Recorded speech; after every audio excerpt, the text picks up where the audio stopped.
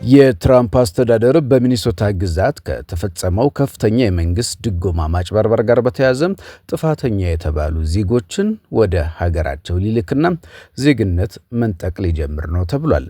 ለመሆኑ ዜግነታቸው የሚነጠቁት እነማን ናቸው? ለዚህስ ምን ማድረግ አለባቸው? ጉዳዩን በዝርዝር እንመለከተዋለን። በአሜሪካ የሚኖሩ ኢትዮጵያውያን ሁኔታም እንቃኛለን። በተለይ በአሜሪካ የሚኖሩ ኢትዮጵያውያን በተለያየ የሥራ መስኮች ተሰማርተው በተለያየ የአሜሪካ ክፍሎች ይገኛሉ። ታዲያ እነዚህ ኢትዮጵያውያን በቀጣይ ምን ሊያደርጉ ይገባል? 2026ስ ምን ይጠብቃሉ?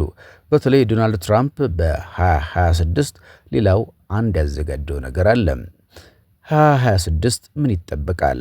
እንግዲህ ሌላኛው በ2025 በቅርብ የተመለከተው የዲቪ ሎተሪ ነው። እሱም ደግሞ በተለይ አንድ ከፖርቹጋል የመጣ ግለሰብ የሰራው ጥፋት አለ። ያንን ተከትሎ ዶናልድ ትራምፕ ከአገራችን ውጡልን ስደተኞች የሚል ውሳኔ ያሳልፈዋል። በዚህ ጉዳይ ላይና አሜሪካ ዜግነታቸውን የምትነጥቃቸውና የምታባረራቸው እነማንን ነው? ኢትዮጵያውያን በአሜሪካ ካሉ አፍሪካውያን ስደተኞች መካከል በብዛታቸው እጅግ በጣም ብዙ ናቸው። ባህላቸውን፣ እምነታቸውን ጠብቀው የሚኖሩ በጤና ዘርፎች በተለያየ መስክ ተሰማርተው ደግሞ በርካታ ስራዎችን የሚሰሩ በርካታ ተግዳሮቶችም ችግሮችም ይገጥሟቸዋል። ስለ እነዚህ ኢትዮጵያውያን እናነሳለን።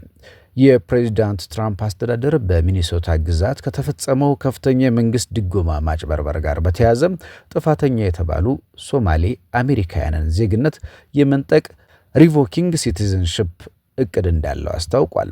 የዋይት ሃውስ ፕሬስ ሴክሬታሪ ካሮሊ ሌቪት ትላንትና ረቡዕ ለፎክስ ኒውስ በሰጡት ቃለ ምልልስ የሀገር ውስጥ ደህንነት መስሪያ ቤትና የውጭ ጉዳይ መስሪያ ቤት ይህንን ጉዳይ በዝርዝር እየተመለከቱት ነው ሲሉ ተናግረዋል።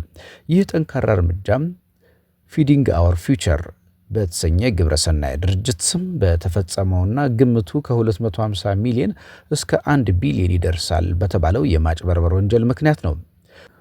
ወንጀሉ በኮቪድ ወቅት ለሕፃናት ምግብ እናቀርባለን በሚል ያልተሰጠ አገልግሎት በማቅረብ የመንግስት ገንዘብ የተመዘበረበት ነው።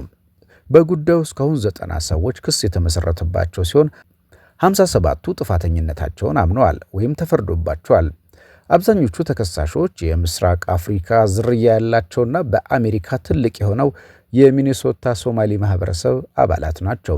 እናም አንዱ ማህበረሰብ ባጠፋው ጥፋት በጠቅላላው ወደ ሀገራቸው ይሸኛሉ፣ ዜግነታቸውን ይነጠቃሉ።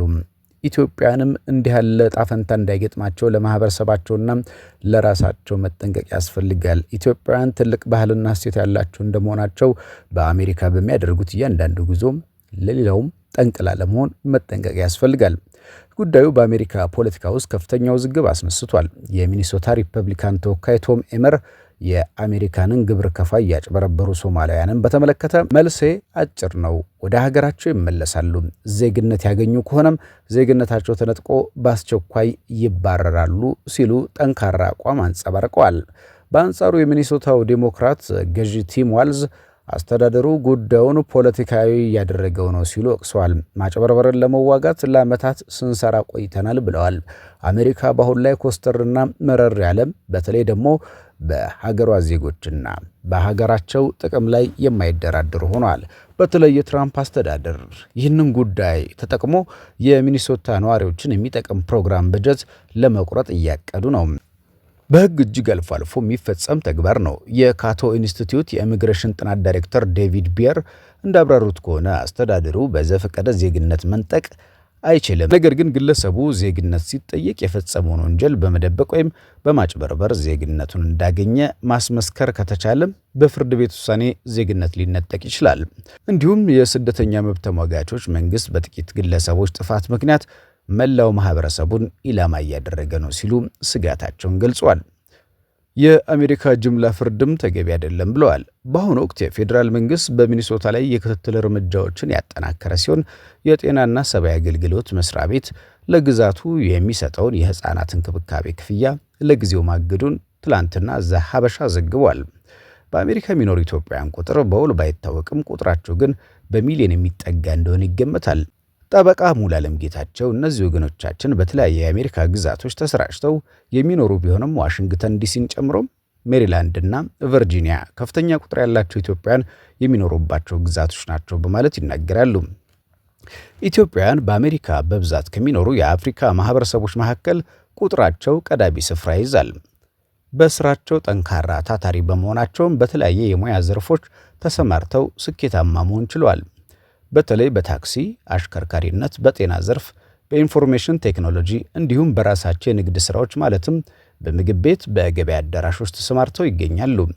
ይሁን እንጂ በአሜሪካ የሚኖሩ ኢትዮጵያውያን ስኬታማ የሆኑባቸው በርካታ ስራዎች እንዳሉ ሁሉ በርካታ ተግዳሮቶችም በርካታ እንቅፋቶችም ይገጥሟቸዋል። ይህም ቀላል አይደለም።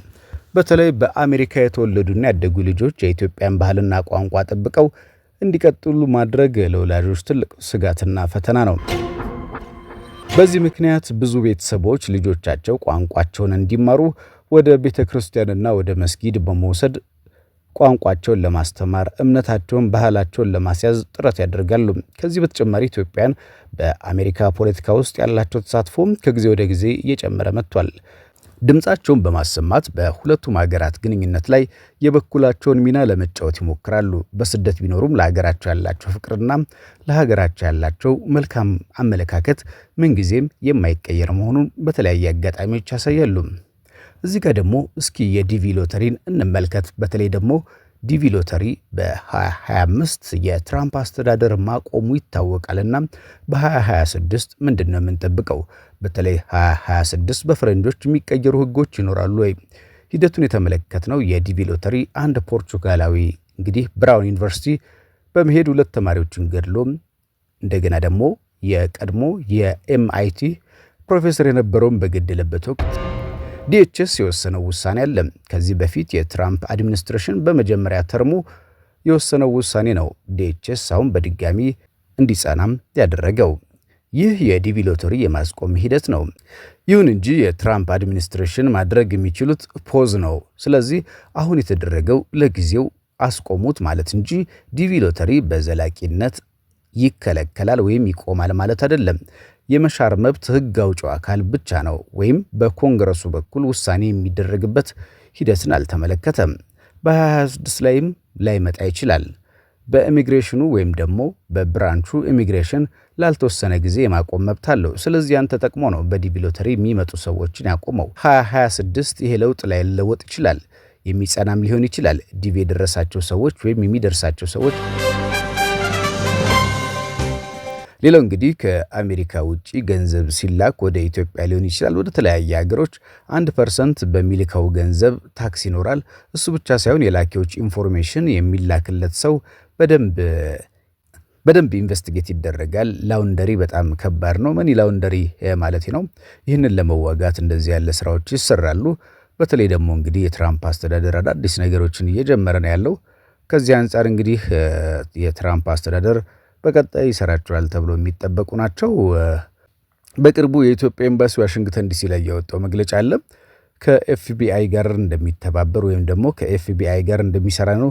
እንደዚሁም ሬሚታንስ ላይ የሚሰሩ ሰዎችን ለመያዝ ማለት ነው። ብላክ ማርኬቱ ላይ ሰዎች በብላክ ማርኬት ተጠቅመው ገንዘብ የመላክ ሂደት ውስጥ ተጽዕኖ ሊፈጥር ይችላል። ስለዚህ በአንድ በኩል ለኢትዮጵያ መንግስት ጥሩ ዜና ሊሆን ይችላል፣ በሌላ በኩል ደግሞ የተሻለ ሬት አግኝተን የሚሉ ሰዎችና በዚህ የላኪነት ሂደት ውስጥ የተሳተፉ ኢቭን ከባድ ፈተና ይገጥማቸዋል። ምክንያቱም አንደኛው የትራምፕ አድሚኒስትሬሽን እነዚህ አካላት ላይ ኢንቨስቲጌት እያደረገ ነው የሚገኘውና እንግዲህ በ2026 የኢሚግሬሽን ሂደት ሪስክ ሊሆን የሚችልበት ሁኔታ ሊፈጠር ይችላል። በ2026 ማለት ነው